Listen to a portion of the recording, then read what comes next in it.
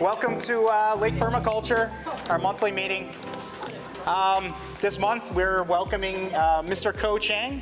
He's a neighbor of ours. He's over in between Groveland and Claremont, just off of 50. You'll notice behind his house there's probably 200 dragon fruit trellises. So that's his place. So you know, Ko, are you ready to go? Yeah, you guys ready? You ready? Here we go. All right. Hello, everyone. How are you guys doing? My name's Ko Chang. I'm a resident of Florida about 24 years now, going 25.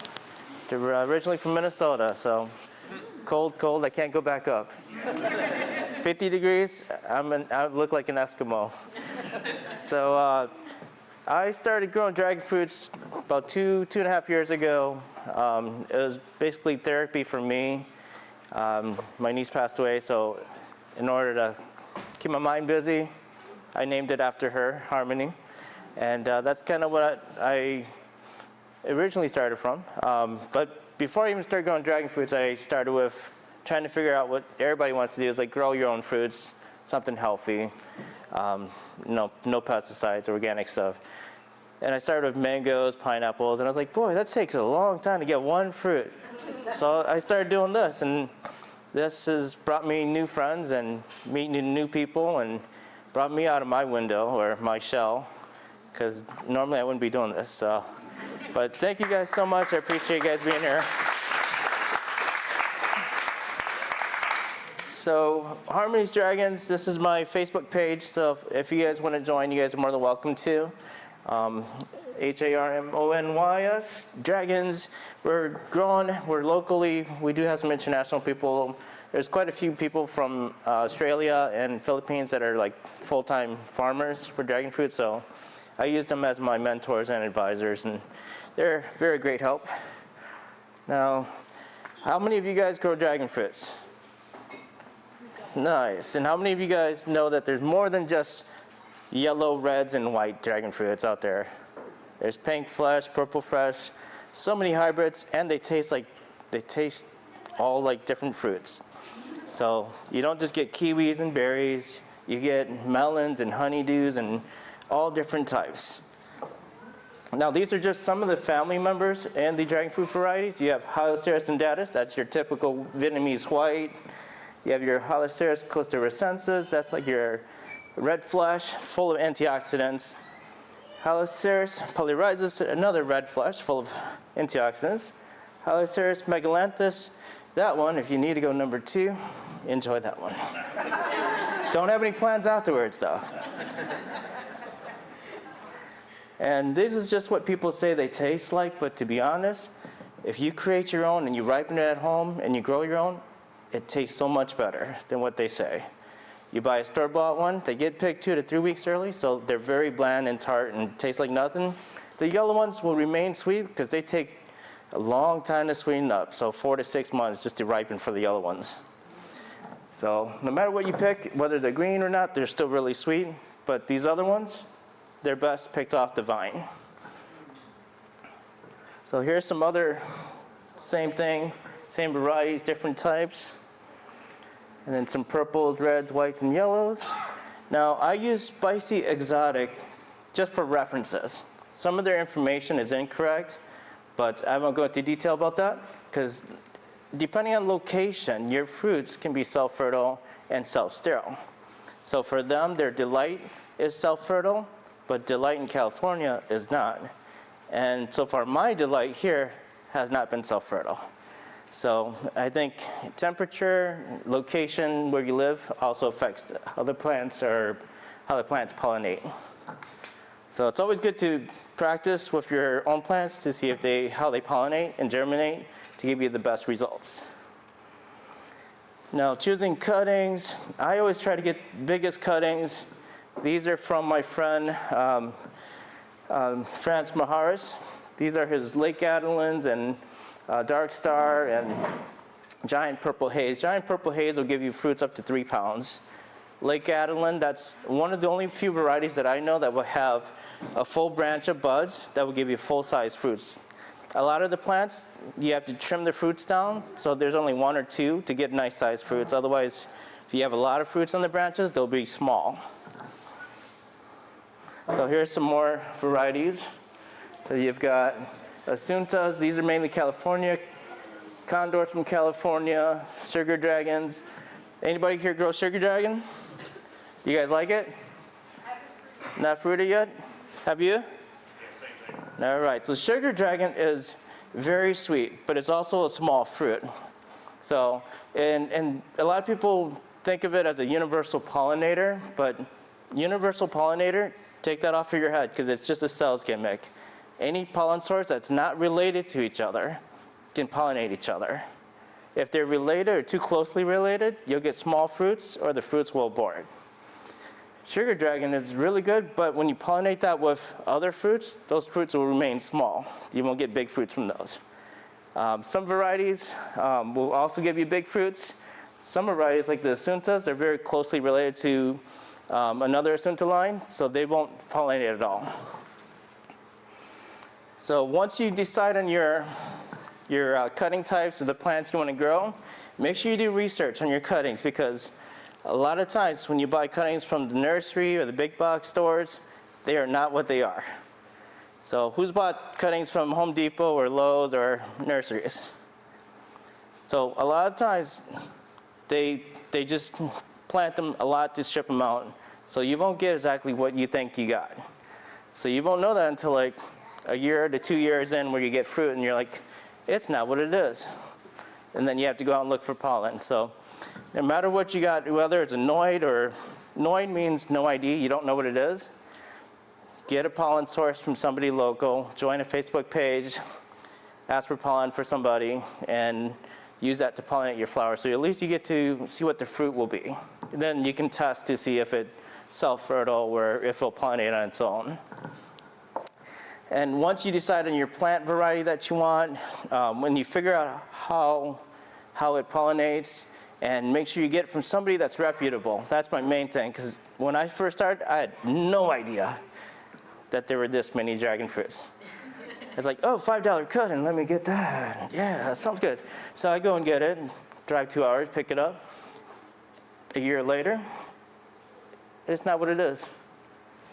And even now, as many as I've grown, I have over 130 varieties, and so many of them aren't what they are. But I've got pretty lucky on some of those. Some of those are self-pollinated and self-fertile, and the fruit is delicious. So I was like, yeah, scored. So once you decide on your plant, whether it's a known or an unknown, your soil mixture is the most important part.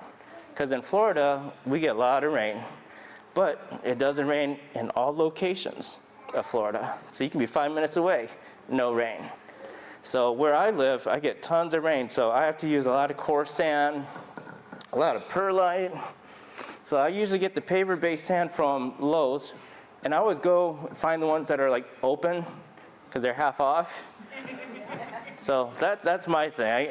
I don't try to spend too much because I have a lot. So you're better off getting discounted stuff. Mother Earth brand perlite, this is number 3. This I find works the best for dragon fruits. This is really hard to get right now because of all the marijuana farms that are growing right now. So you have to like order this. So there's another picture of the perlite. So size 3 is what you want. Size 4 is a little bit bigger than number 3. So I had to get that from the horticulture or the hydroponic store. And that was a lot more than this. Ace used to sell this, but they no longer sell this because they can't get it in. They had some other cheap version, but that stuff floats to the top. A couple months down the line, you have none in your soil. Now, peat moss, you can get peat moss.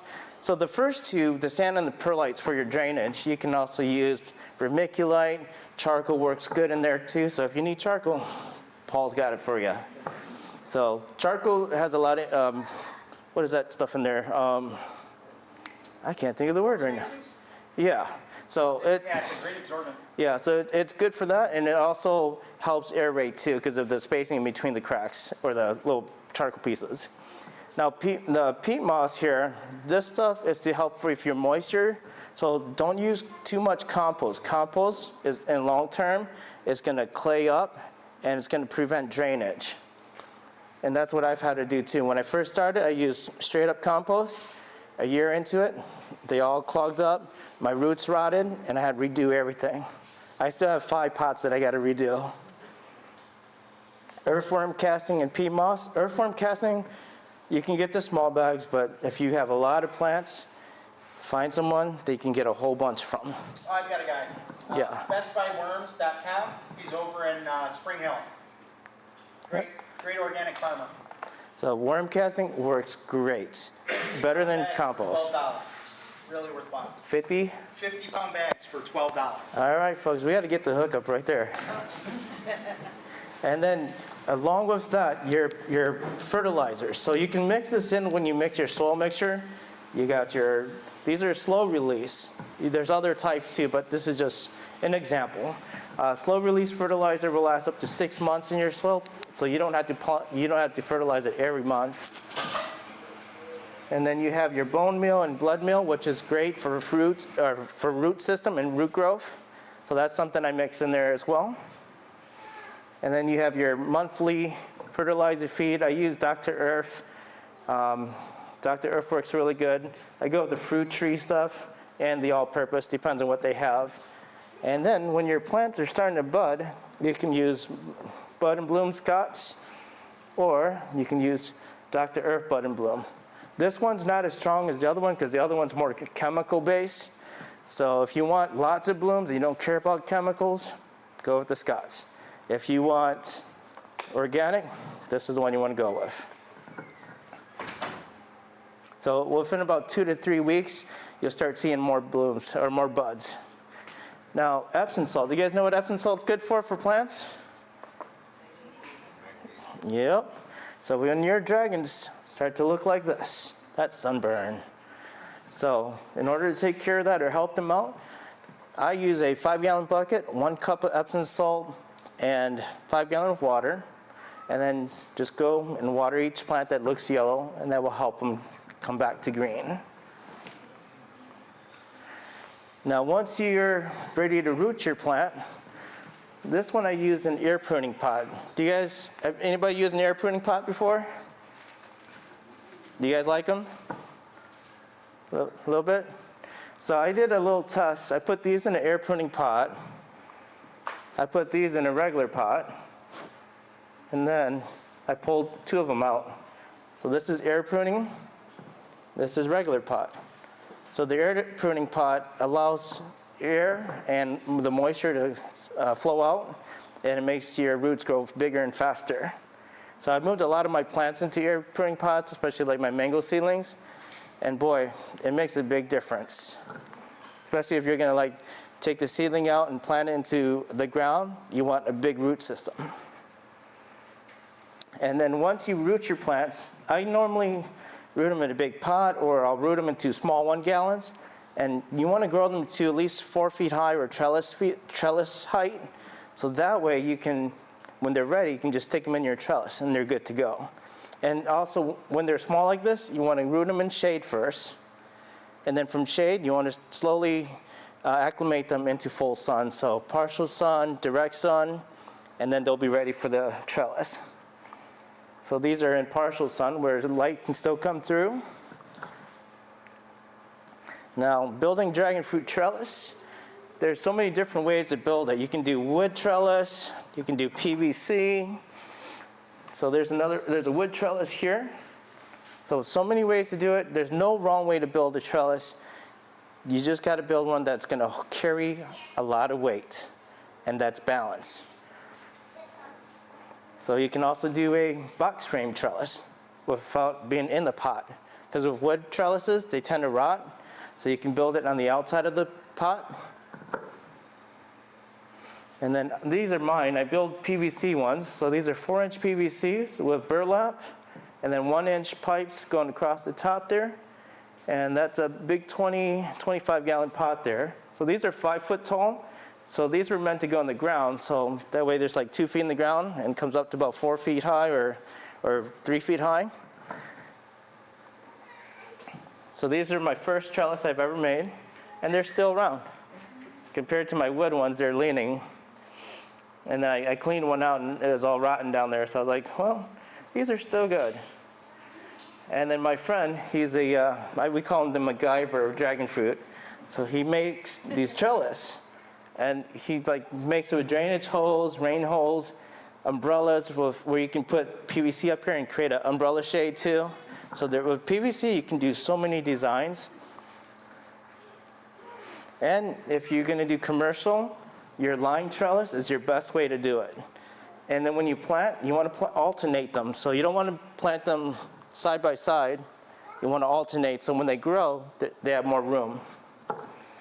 And this is the best way to do it too. So if you're going to do lots of farming, this is what I would do if I had land. Or if you don't want a trellis at all, this is the easiest way to do it and the fastest way to get fruit. So you just put a big pot on a stool, let them grow down. That's the fastest way to get fruit. Less than a year, maybe 8 months, depending on your size of your cutting. So if you're looking to get fruit fast, this is the best way. The other way is you have to let it grow up and then umbrella over. Now you guys like this trellis? You see how tall it is? That's going to be really hard to maintenance and pollinate flowers when it's that time. So don't do it this high. Do it like this. Shoulder height, easier to maintenance with. So as you can see, she's about to tip these off. So when you get your plant to trellis height and they're ready to...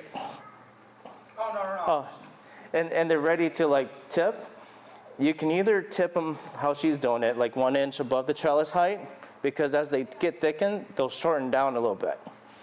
Or, so this is tipping, and then they'll grow out to the sides, and you just have to train the branches in the direction you want them to fall. So that's another one that I tipped at the top. And then this one, I didn't tip, I let it fall over, and I trained it to go to the angle of the corner. And then as they get over, they'll start throwing branches. This one got affected by rain and rot, so I just cut it off. But it'll look like this. And then these branches will start growing fruits. And then this one here, same thing. I just let it go towards the middle. And this one, although these were still growing, the main branch that fell over actually fruited first. So I got fruit early, and that's one way to do it too. So there's no wrong way to tip it, it's just your preference. So you can tip it or let it hang over. So this one here, my friend sent me, she said, what do I do here for trimming? So I told her, you see this one here, that lower one that's on the end of the branch? You don't want that, you want to clip that off. These guys here, you want to grow those out because those are going to be your first branches for your main plant. So your main branch coming up, these are your first, then these are going to be the next ones. And then if it comes off this node right there, that's going to be your secondary. So you want at least 1 or 2 of those secondary branches for the following year when you get fruit.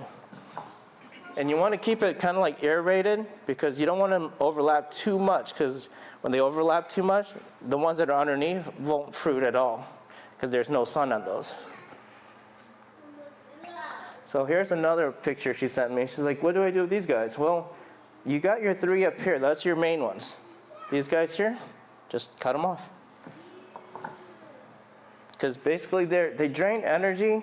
If they were to grow down here at the very base and you want to create more, keep the ones down there because that will create the most energy and they get the most nutrients first, so they'll be the healthiest one to propagate new plants. The ones up here, you don't really need those. So do you guys see this one? This is a branch. A lot of people, they don't know the difference from branch or bud, or it's their first time. So as you can see, it's got little covering leaves, and that's a branch there. Now if you look at this one, that's a bud. It has a little different coloration, and it's more round. Sometimes the buds are just a little round, shiny like a pimple, so that's how you tell the difference. Each variety has a different look to them. And these are buds. Now this is buds on American Beauty. So as they get bigger, they look like this. Now this one is yellow. that means it didn't take or it aborted. So when you get like this, don't be mad. It's just nature taking its toll, saying the plant's not ready yet, or there's too many fruits on the branch. Just take them off, save the energy for good fruits. Now this is a white crystal, and this is a hybrid. So this one, when the flower goes like this and it bubbles up like that, that's when you know it's going to open that night. Inside here, you'll see the white petals, and that's when you know that's the night you need to pollinate. So you need to have pollen source ready at least a week ahead. So your buds will take anywhere from 2 to 3 weeks to open.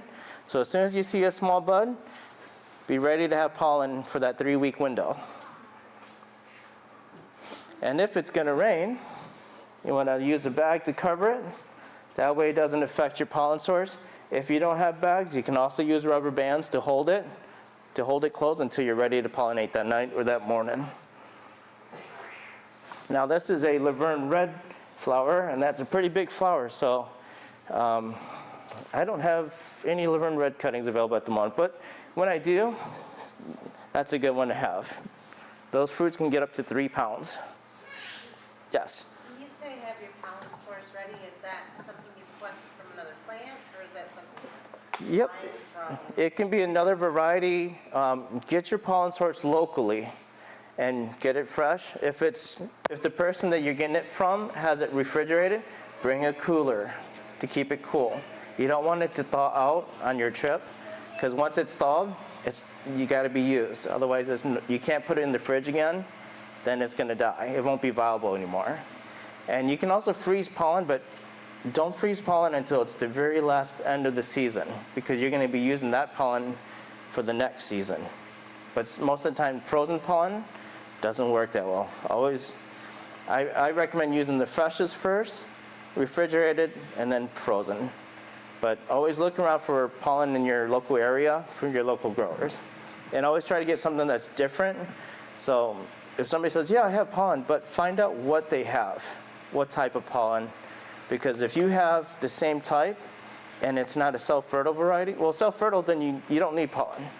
But then if it's not self-fertile and it's self-sterile, you need pollen from a different source. And a lot of times, if we get from the big box stores or from somebody that we order from off of Etsy, a lot of times they're not what they are. So you have to guess. So it's always good to have pollen that's not related first, and then try out the same pollen on the same plant later on. So these are your dragon fruit flowers. They get pretty big. They can be, some of them have small flowers, some of them have really huge flowers. So these are your anthers. These are your pollen source. This is your stigma. That's what you want to pollinate, is that stigma end there. And this one is physical graffiti. Oh, these lights, these were during winter time, so I had to cover them up. So incandescent lights, don't get LED lights. Incandescent Christmas lights will give you enough heat when you wrap your plants around during the winter time underneath the frost cloth. So when they go on clearance, stock up.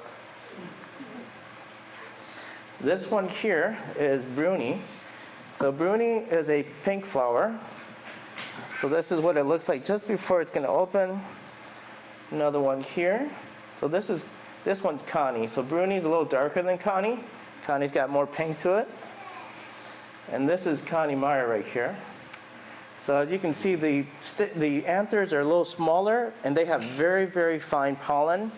And this variety here is very picky on pollen source, so it won't set on every single pollen you use.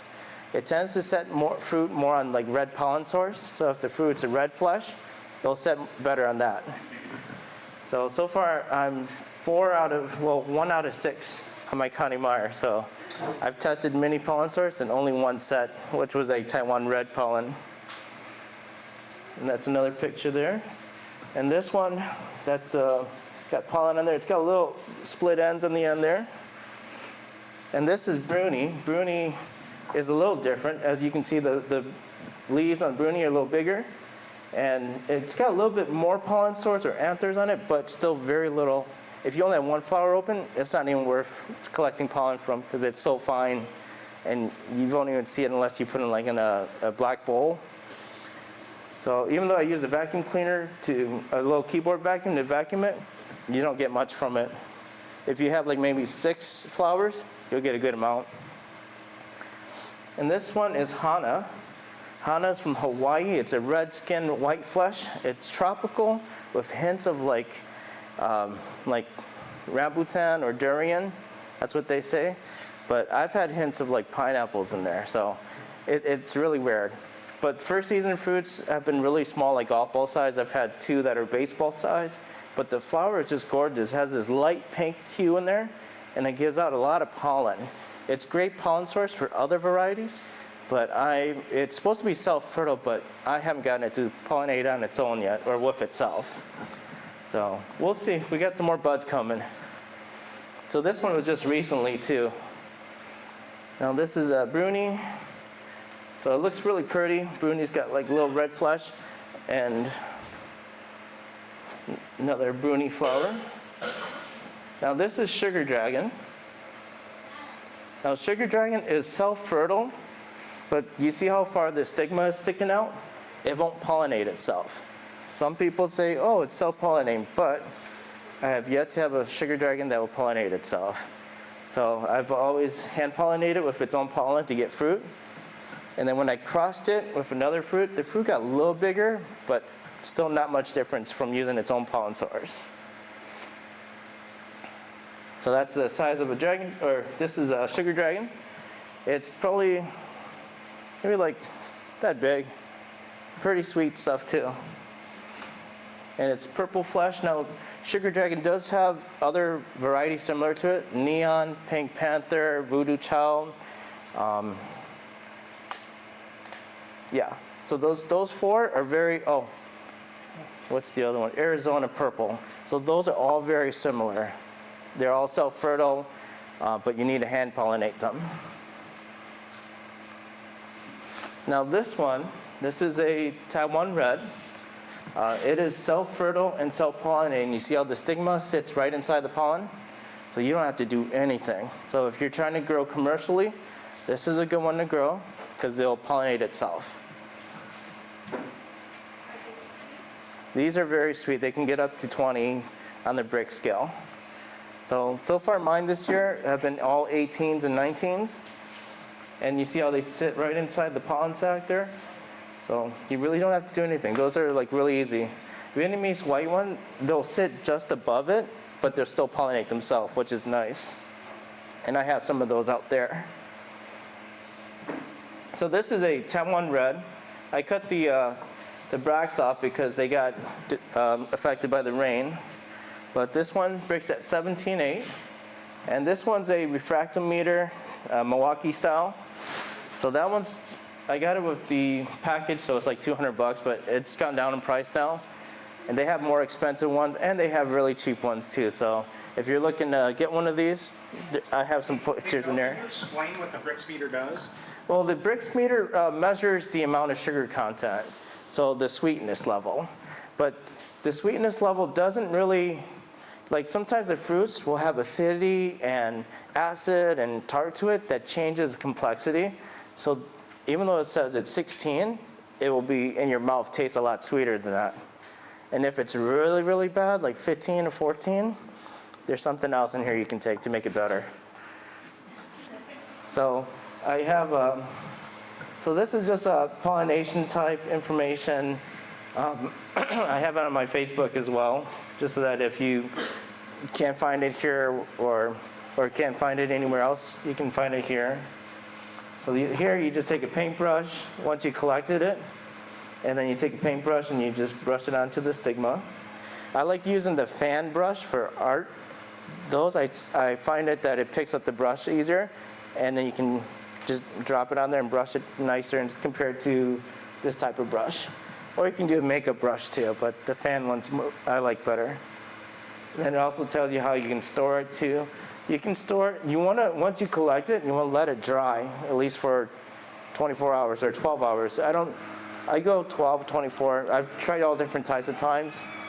Even fresh off, I just bag it and freeze it, or bag it and refrigerate it, it still works good. So the time that you let it dry, you don't really have to. You just kind of let it fluff up for a few hours. And then you want to put it into, you can put in these vials, or you can just leave it in a Ziploc bag and put a silica pack in there. Silica pack will help keep it dry. So these are your silica packs. You can do vial, or you can just leave it in a Ziploc bag. If you're going to refrigerate it, then put in a refrigerated type of a Ziploc. And this is the handheld vacuum that works wonders when you're collecting pollen. So I've tried different types. This one works really good. This filter, it keeps the pollen from going inside the rest.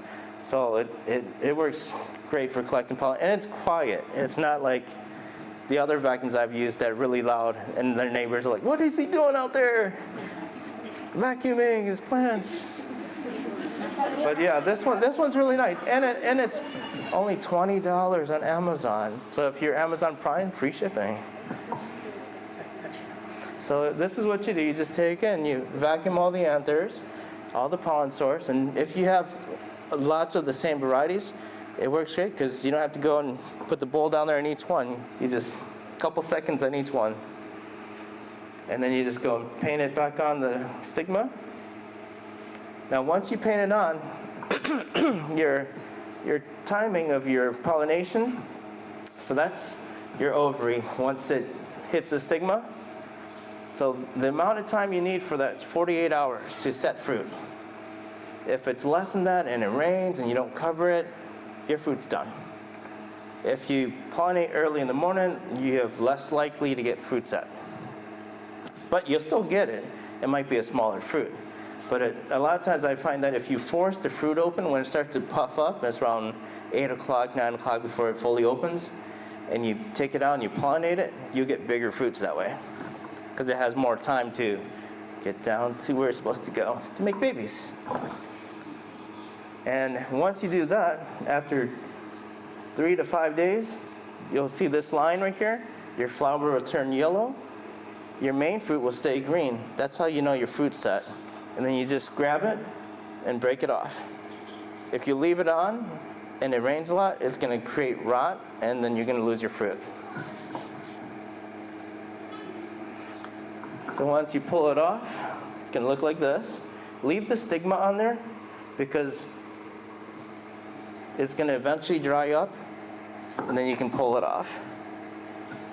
So my friend, he said, I can use this. So this is his Connie Meyer flowers. He has so many. And he's from the Philippines, I believe. And then your fruits will take anywhere from 35 to 60 days to ripen, depending on the variety, unless you have the yellow Columbiana or yellow Ecuador Pelora, which are Megalanthus varieties. They will take anywhere from 4 to 6 months or even 8 months to ripen. And if you don't have any of those fruit mesh bags to cover your plants, you can use the plastic ones. So that way, when they're ready, you just cut the branch off and they're ready to go to the store. Cover for animals, rats, birds, squirrels. I haven't had that problem yet, but I've had a lot of friends and neighbors that have grown them, and they get deer, squirrels, rats, anything that likes fruits will get to them, especially birds. But me, I'm pretty lucky where I'm at. I just get mosquitoes. Yeah, I don't get the bees to help pollinate, so I have to be up at night. And then this one here, when your fruit's ready, you'll start to see stretch marks on the fruit. This is one way to get the best tasting. So you want stretch marks. You also want crack in the tip of your cone. If you wait for it to crack too long, then it's going to dry up the sweetness, because then it's got that air going into your fruit once it's fully cracked. So these here you have Regina and Bruni. Oh, actually, no, these are Connie Meyer. So Connie Meyer, you want to pick them when they're kind of orange. And they have white tropical flesh with coconut flavors. And then Regina, it's more of a berry flavor. Yes, sir? When do these fruit ripen? Well, the fruit, you start to get buds in May, April and May, and throughout the rest of the summer. Once it's April and May, that's when you want to use that bud and bloom. or any type of budding fertilizer. You're still getting flowers right now. Yep, I just pollinated one last night. I got maybe about 30 buds that popped up, and last season I got fruit all the way into winter. So the more varieties you have, some fruits are just like, they come in waves. So one of my varieties, I had 6 waves of fruit. Another one, just 1 for the whole season.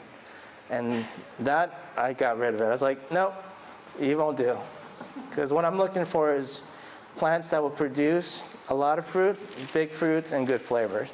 So if it's something that's not worth it, don't waste your time. You can graft other varieties to it, use the same rootstock, and put something new on it. So you don't have to throw it away. You can use it still.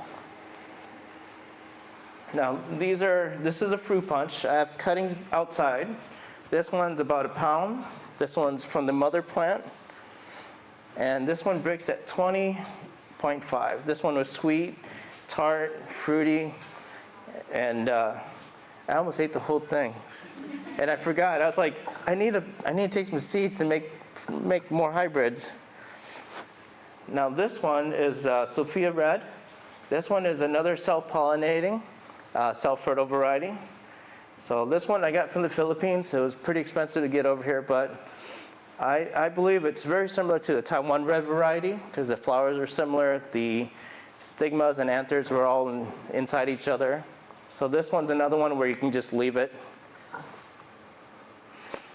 This one's another fruit punch, but this one ended up being nice and round instead of elongated. Now this one breaks even higher, and as you can see, it's more of like gelatinous, more jelly. So this one was really smooth because it was more ripened. It tasted like cotton candy. So there was no tart to it. It was just like candy. So I've got some seeds growing on these, and the cuttings are out there still. Now all these are pollinated, these 2 fruit punch were pollinated with the Moroccan Red cuttings, and I've got those out there too. This one, this isn't your yellow like your Ecuador Floras. This is a Israeli yellow. It's just like your Vietnamese white, but it's yellow skin, white flesh, tastes like lemonade. And there's different varieties of this. They have Aussie Gold, Golden Yellow, Yellow Thai, or no, not Yellow Thai, Golden Thai. There's so many names, and people make up names for them too. So these are very good. They are, this particular variety tends to get affected by the rain more often compared to the Aussie Gold and the Golden Yellow variety. Those 2 can tolerate the rain, and the fruits look better. Now this is your standard. Well, this is not Ecuador Flora, this is Yellow Colombiana. Those 2 get mixed up a lot because they look similar, but this one is your Yellow Colombiana, skinnier branches, and you have more waves on the fruit. But they both have thorns on there, and that when your thorns fall off really easy, that's when you know they're ready to go. But they also take forever to ripen, and they don't grow too well here in Florida unless you're like farther south or have a like more tropical, less rain type, because they don't like rain or sun. Now this one is a Halley's Comet. This is a really good one to have. The fruits are consistently big, and it's healthier than Physical Graffiti or Purple Haze variety. So if you grow any of those, Halley's Comet, you'll find it's a lot healthier. And the fruits are pretty big too. And this one's American Beauty. Now, American Beauty is self-fertile and self-pollinating. A lot of the times you'll have people sell American Beauty, and they're not American Beauty because they sell it that way because it's easier to sell because of the name, self-pollinating, self-fertile. People want easy varieties to grow, and they get sold something that isn't. And American Beauty can be really sweet, up to 20, even higher than that. And American Beauty is a Guatemalan variety, so it also has Benhol Red, which is a Vietnamese name for one, G1, G2, G3, which are basically Guatemalan 1, 2, and 3. They all look very similar. And it's a long story, American Beauty, so if you want to look it up, it tells you how it got to Florida and they got renamed American Beauty. But in California, it was something else, and then they brought it over here and Pine Island renamed it American Beauty. So this one's a really good one to have too. I cut too many off of mine, so she isn't too happy. And these are some more fruits. You have golden yellow, Cosmic Charlie, Bloody Mary, and Haley's Comet. They're all very nice sized fruits. This is a fruit punch, one that I grew from my plant. And then, so my friend down in Naples, Jesse's Tropical Fruit Farm, she has a fruit farm with American Beauties, Dark Star, Purple Haze, Robles Red. So she has lots of fruits down there. She has over 400 posts, and they're concrete posts. She went old traditional style because she's like, you know, if I get hurricanes, they're still standing. So that's one thing you can do too. And she sells plants as well. Really good deal on her plants. And then the fruits get really big because down by her, there's no rain. She's on the coast. Hey, Ko, what was her name again for her nursery? Jessie? Yeah, Jessica Johnson. It's Jesse's Tropical Fruit Farm. Jessica's? Or Jesse's. Jesse's Tropical Fruit Farm. Yep. Perfect. So I go down there every year and help her when she does herself for the USF. Because she's like, you know everything. I'm like, I don't know everything. I just know enough to help people. So if you can afford one of these big coolers, that's a good way to, after you wash them and they dry them out, put them in there, they'll last a couple of weeks.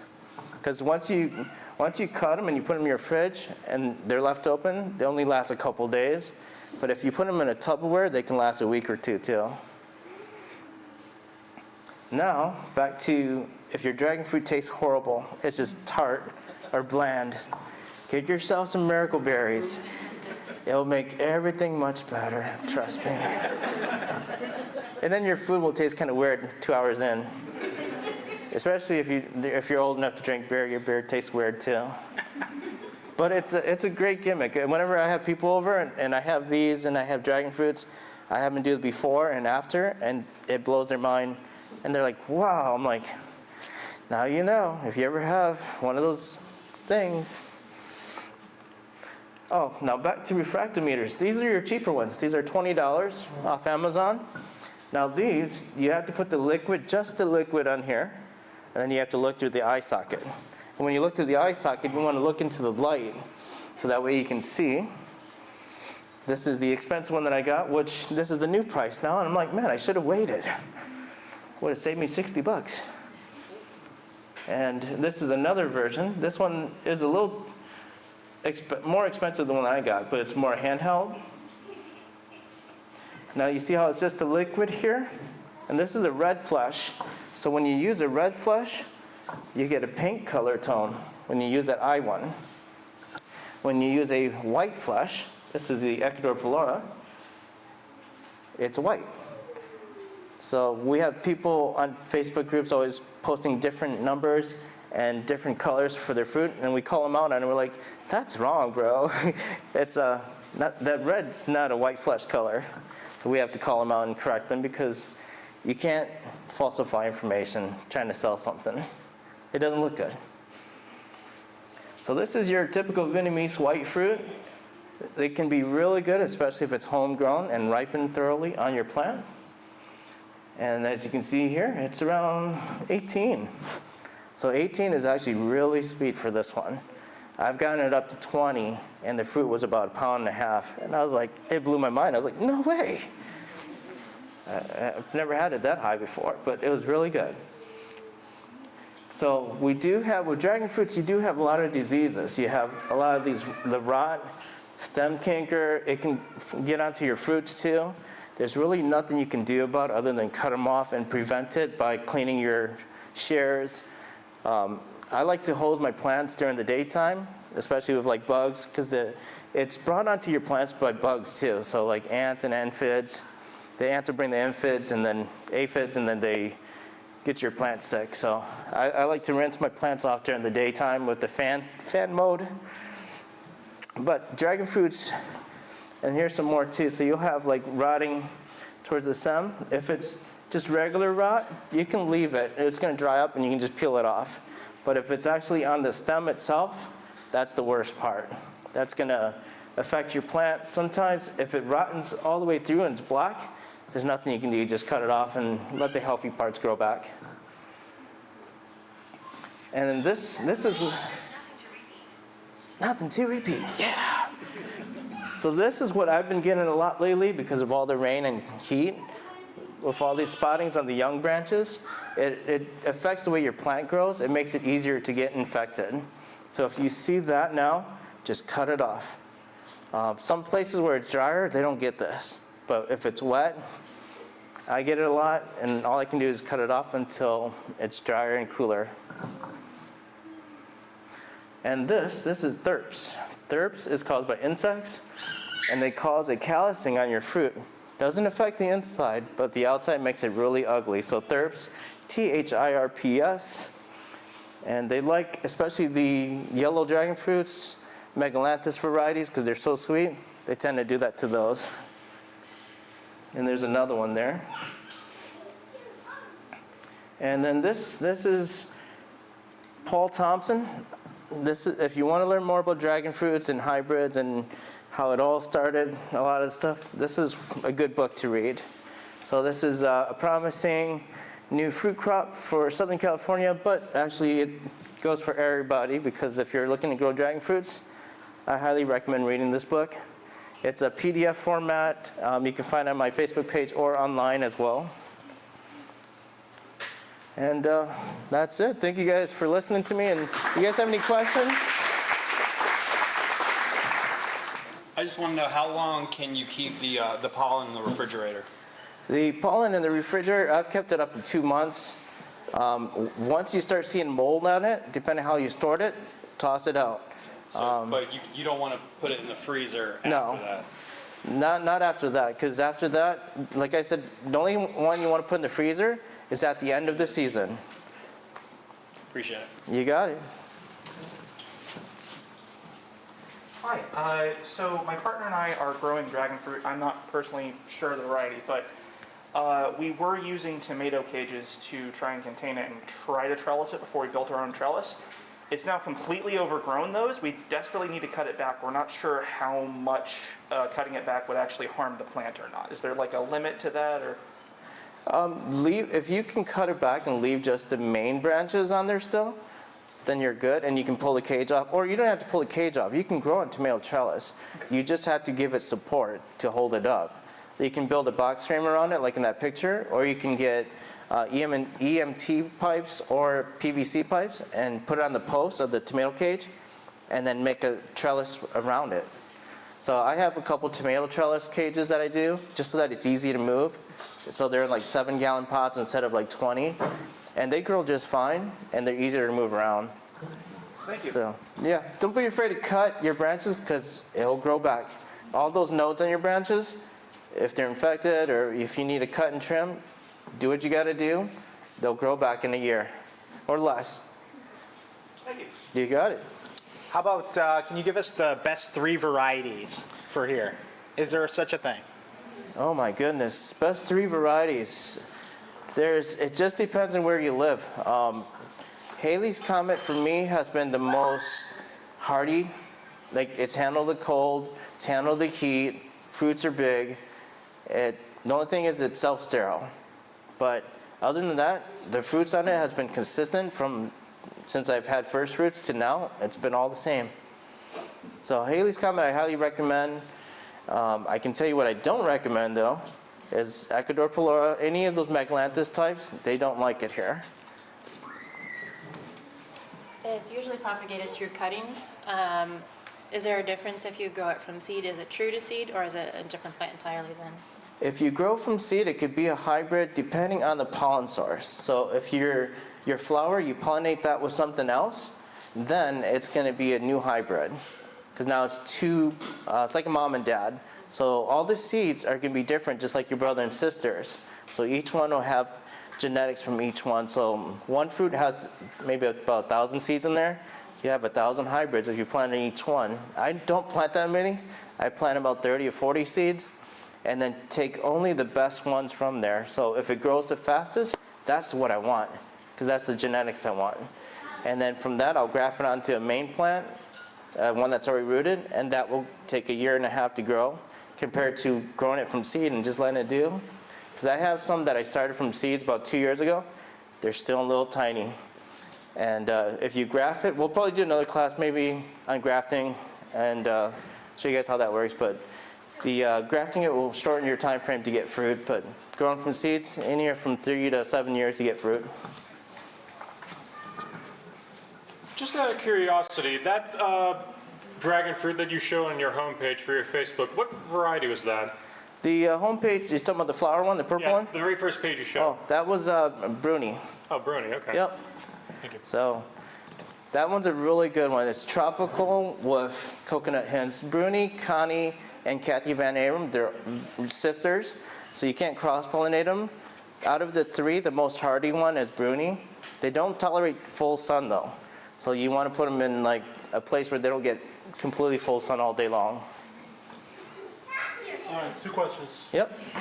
Which is the most cold tolerance? And I live on top of a hill, so I got a lot of sun. They're all around my property. I don't really have shade at all. I don't have barely any trees.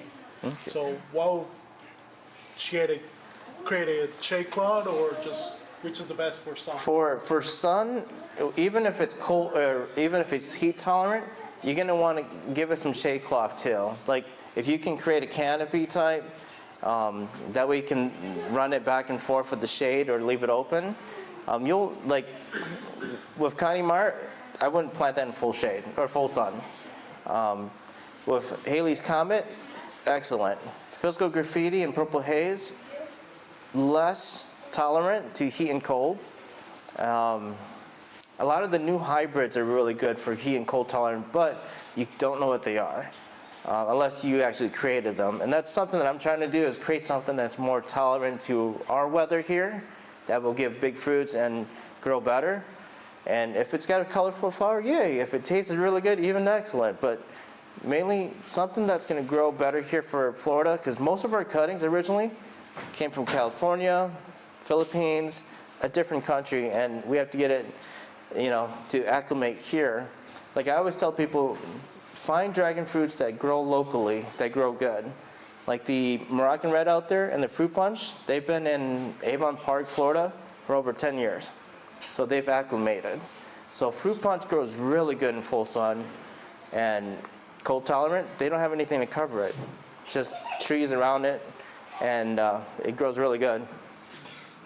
So you were talking about grafting. I understand that's a huge topic, but for those who understand how to graft, is it too dissimilar to grafting traditional trees, or is it completely different? There's similarities. You can do wedge graft, you can do cleft graft, you can do L grafts, you can do seedling graft with just the tip of the plant of a young seedling, or you can do a toothpick graft. There's so many styles of grafting for dragon fruit.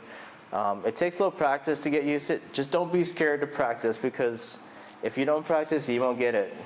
And I've made a lot of mistakes, especially with the soil mixtures, the grafting, experimenting. There are some that are so much easier to graft. Like let's say you have a mature branch that's grown, or a mature plant, and you want to graft a new variety to it, and it's got a young branch to it that's about 18 inches. You can go where it's connected to the main plant, twist it off, where the cambium is still on the main branch. Go twist off another branch of the same cambium size, stick that right on, hold it for 30 seconds or a minute, and about 2 weeks, it'll join, and you'll have a new variety on there. You create a cocktail that way. I have one that has 8 varieties on it. I'm just curious, how many fruits do you get a year, like from your? Oh, this is my second year with lots of fruits. I've probably over 200-300 fruits this season. And then what do? You just enjoy them all? I enjoy them. I give them away. Okay. I use it for taste testing when people come over to the house to buy cuttings. So that way they actually get to taste the fruit and buy the correct variety. Because a lot of times you order online or you buy from somebody through Facebook Market, it's not, you're taking a risk. I always tell people, go to a good source. Go see that person and learn from that person.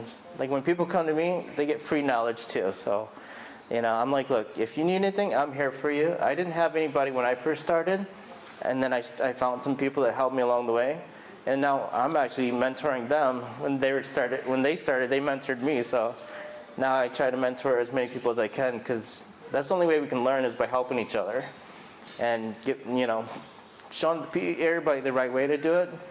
I also tell people, like, there's people selling in Florida that you don't buy from.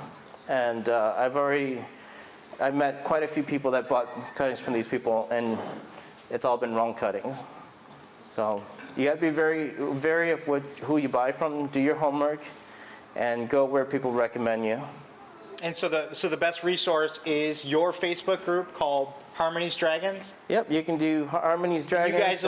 You guys will steer everybody to the proper resources there. Yeah, if I don't have it, I know people that have it. And if you're farther south, I know people farther south that have the right stuff. And, like I try going down to Homestead and their big farms. They really don't care about their stuff. They just want to sell it, get rid of it, fruits. And I didn't like that mentality. I like somebody that actually loves what they're doing, wants to tell you about this plant, how it tastes and everything. It's like, oh man, you make me really want to buy that, but how is it? And then they'll teach you everything. Because some people... Yeah, it's something we always look for, is the heart of a teacher. Exactly.